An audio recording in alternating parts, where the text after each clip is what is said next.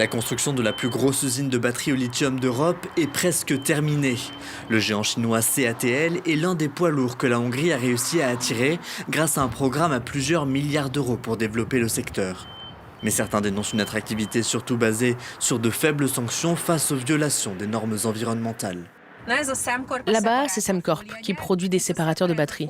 Ils ont reçu au moins 10 amendes cette année. L'association Deva Cosma s'est récemment alliée à Greenpeace pour évaluer la pollution de l'eau autour des usines. Dans cette eau, on a retrouvé toutes ces substances chimiques que Semcorp utilise, comme l'acétone, le chloroforme, l'aluminium. Au-delà de la qualité, c'est la quantité d'eau nécessaire pour faire tourner l'industrie qui inquiète dans une région frappée par la sécheresse. Ces activistes versent de l'eau dans un lac asséché pour illustrer la problématique, un geste qui symbolise aussi leur impuissance face à la machine du Fidesz. Depuis son arrivée au pouvoir en 2010, le parti de Viktor Orban a mis la main sur toutes les strates du pouvoir et sur le système judiciaire. On a présenté plusieurs fois aux autorités des documents attestant des violations environnementales de l'usine. L'agent chargé des plaintes nous répétait qu'il comprenait le problème, mais qu'il ne pouvait rien faire car ses chefs n'auraient jamais enregistré la plainte. Edith Jenei milite pour le parti TISA du chef de l'opposition Péter Magyar, le seul espoir selon elle de faire souffler le vent du changement. Il faut qu'on remplace la direction de toutes les institutions étatiques et qu'on reconstruise entièrement le système. Selon ce journaliste local, les usines de batterie sont devenues un enjeu central des élections. C'est un sujet qui interpelle les gens qui tiennent à leur futur, à leur santé et à leur accès à l'eau potable. Des inquiétudes qui les poussent à soutenir la lutte anticorruption et la liberté de la presse. Boldissar affirme que le journal indépendant pour lequel il travaille est le seul à couvrir l'opposition aux usines de batterie à Debrecen.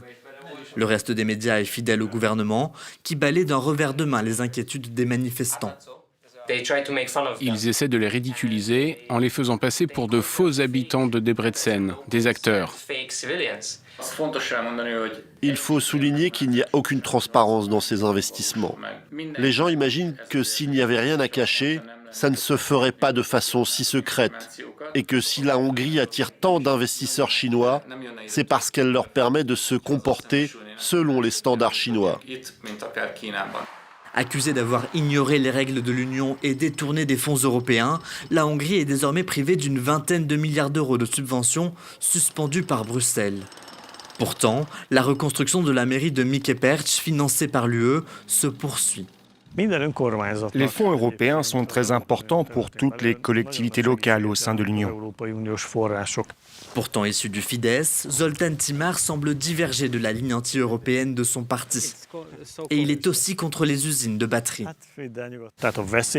Ce genre de pollution environnementale, de dysfonctionnement ou de catastrophe est présent avec ce genre d'usine si près de nous. J'ai toujours dit que j'étais d'abord le maire de Mikeperc avant d'être un soldat du parti.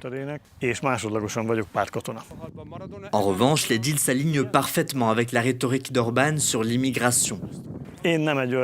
J'ai rencontré plus d'une famille allemande, hollandaise et récemment britannique qui ont déménagé car ils ne se sentaient plus en sécurité avec l'afflux d'étrangers lié à l'immigration illégale. Mais dans cette élection, c'est l'opposition qui accuse le Fidesz de laisser entrer trop d'étrangers, à commencer par les travailleurs chinois de l'usine CATL.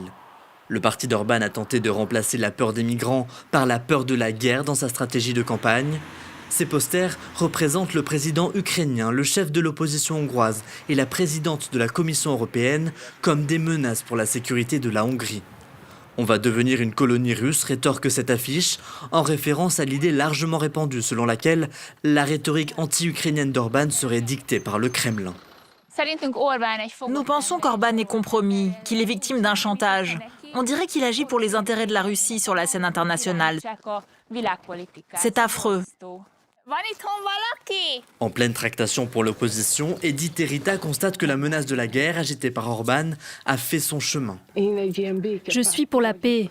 C'est pour ça que je suis pour le Fidesz. Mais le plus souvent, les électeurs du Fidesz se félicitent des augmentations récentes des retraites et des allocations.